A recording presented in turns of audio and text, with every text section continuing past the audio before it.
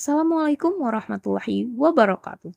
Halo semuanya, perkenalkan nama saya Nadia Natasha, saya dari kelas 12 IPA 2. Nah, pada video kali ini saya akan menceritakan tentang teks cerita sejarah yang saya pilih yaitu yang berjudul Mangir. Sebelumnya, saya akan menjelaskan terlebih dahulu apa sih teks cerita sejarah itu. Jadi, teks cerita sejarah adalah teks yang di dalamnya menjelaskan atau menceritakan suatu fenomena atau kejadian di masa lampau yang dimana peristiwa itu menjadi asal muasal sesuatu yang memiliki nilai sejarah. Selanjutnya, saya akan menceritakan tentang teks cerita sejarahnya. Dahulu kala, di bawah bulan malam, tiada setitik pun awan di langit, dan bulan telah terbit bersamaan dengan tenggelamnya matahari. Dengan cepat ia naik dari kaki langit, mengunjungi segala dan semua yang tersentuh cahayanya, juga hutan, laut, hewan, dan manusia. Langit jernih, bersih, dan terang. Di atas bumi Jawa lain lagi keadaannya, gelisah, resah, seakan-akan manusia tak membutuhkan ketentraman lagi. Yang pertama abad ke-16 Masehi. Bahkan juga Laut Jawa di bawah bulan purnama Sidi itu gelisah. Ombak-ombak besar bergulung-gulung memanjang terputus, menggunung, melandai, mengejari pesisir di Pulau Jawa. Setiap puncak ombak dan riak, bahkan juga busanya yang bertebaran seperti serakan mutiara semua dikuningi oleh cahaya bulan. Angin meniup tenang, ombak-ombak makin menggila. Sebuah kapal peronda pantai meluncur dengan kecepatan tinggi dalam cuaca angin damai itu. Badannya yang panjang langsing, dengan haluan dan buritan meruncing, timbul tenggelam di antara ombak-ombak purnama yang menggila. Layar kemudi di haluan menggelembung membikin lunas menerjang serong gunung-gunung air itu, serong ke arah barat laut. Barisan dayung pada dinding kapal berkayu berirama seperti kaki-kaki pada ular naga. Layarnya yang terbuat dari pilihan kapas dan benang sutra mengilat seperti emas, kuning, dan mengilaukan. Sang patih berhenti di tengah-tengah pendopo, dekat pada mersewu, menegur. Dingin-dingin begini, Anakanda datang. Pasti ada sesuatu keluar biasaan. Mendekat sini Anakanda. Dan Patra Gading berjalan mendekat dengan lututnya sambil mengangkat sembah, merebahkan diri pada kaki sang patih. Ampuni Patih, membangunkan Paduka pada malam buta begini kabar duka Paduka.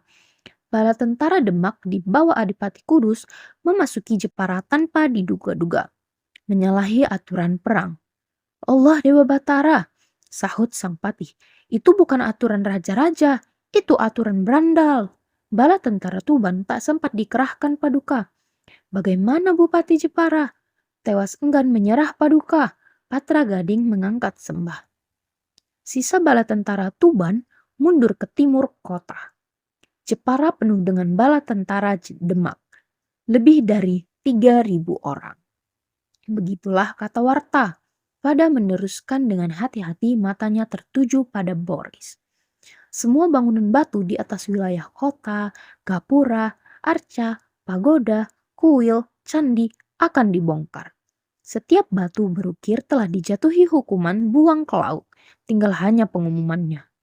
Disambar petirlah dia, Boris meraung, seakan batu-batu itu bagian dari dirinya sendiri. Dia hendak cekik semua penahan dan semua dewa di kahyangan. Dikutuk dia oleh Batara Kala. Tiba-tiba suaranya turun mengiba-iba. Apalagi artinya pengabdian? Aku pergi, jangan dicari, tak perlu dicari, meraungnya.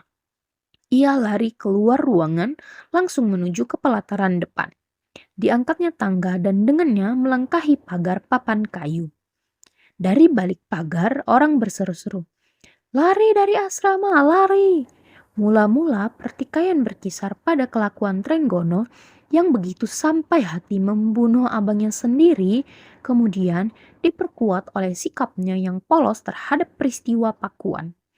Mengapa Sultan tak juga menyatakan sikap menentang usaha Portugis yang sudah mulai melakukan perdagangan ke Jawa? Sikap itu semakin ditunggu semakin juga tak datang. Para musafir yang sudah tak dapat menahan hati lagi telah bermusyawarah dan membentuk utusan untuk menghadap sultan.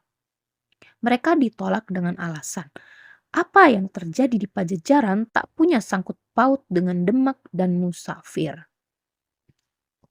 Jawaban itu mengecewakan para musafir. Bila demikian, mereka menganggap sudah tak ada perlunya lagi para musafir mengagungkan Demak karena keagungannya memang sudah tak ada lagi. Apa gunanya armada besar peninggalan Unus yang telah 2 tahun disiapkan kalau bukan untuk Portugis dan dengan demikian terjamin dan melindungi Demak sebagai negeri Islam pertama-tama di Jawa. Masuknya Peranggi ke Jawa berarti ancaman langsung terhadap Islam. Kalau Trenggono tetap tak punya sikap, jelas dia tak punya sesuatu urusan dengan Islam. Orang menarik kesimpulan dari perkembangan terakhir, antara anak dan ibu takkan ada perdamaian lagi. Dan pertanyaan kemudian yang timbul, adakah Sultan akan mengambil tindakan terhadap ibunya sendiri sebagaimana ia telah melakukannya terhadap abang kandungnya? Pangeran Sedan Lepen. Orang menunggu dan menunggu dengan perasaan prihatin terhadap keselamatan wanita tua itu. Sultan Trenggono tak mengambil sesuatu tindakan terhadap ibunya. Ia makin keranjingan membangun pasukan daratnya. Hampir setiap hari, orang dapat melihat ia berada di tengah-tengah pasukan kuda kebanggaannya. Baik dalam latihan, sodor, maupun ketangkasan berpacu sambil memainkan pedang menghajar boneka yang digantungkan pada sepotong kayu. Ia sendiri ikut dalam latihan-latihan ini. Dan pada salah satu kesempatan semacam ini pernah ia berkata secara terbuka, "Tak ada yang lebih ampuh daripada pasukan kuda. Lihat kaulah kami semua." Dan para perwira pasukan kuda pada berdatangan dan merubungnya semua di atas kudanya masing-masing. Pada suatu kali, kaki kuda Demak akan mengepulkan debu di seluruh bumi Jawa. Bila debunya jatuh kembali ke bumi, ingat-ingat para kaulah, akan kalian lihat, takkan ada satu tapak kaki orang Peranggi pun tampak. Juga tapak-tapaknya di Blambangan dan Pajajaran akan musnah lenyap tertutup oleh debu kuda kalian. Seluruh Tuban kembali dalam ketenangan dan kedamaian kota dan pedalaman. Sang Pati Tuban mendiang titah digantikan oleh Kalacuil, pemimpin pasukan gajah. Nama barunya Wirabumi, panggilan yang lengkap yaitu Gusti Pati Tuban Kalacuil Sang Wirabumi. Dan sebagai pati ia masih tetap memimpin pasukan gajah, maka Kalacuil tak juga terhapus dalam sebutan. Pasar kota dan pasar bandar kembali ramai seperti sedia kala. Lalu lintas laut kecuali dengan atas angin pulih kembali. Sang adipati telah menjatuhkan titah. Kapal-kapal Tuban mendapat perkenan untuk berlabuh dan berdagang di Malaka ataupun Pasai. Setelah berakhirnya teks cerita sejarah saya yang berjudul Menir. Mohon maaf apabila terdapat kesalahan kata. Semoga kalian dapat menikmati video yang saya buat ini. Saya ucapkan terima kasih. Dan jangan lupa like, comment, and subscribe. Dadah. Assalamualaikum warahmatullahi wabarakatuh.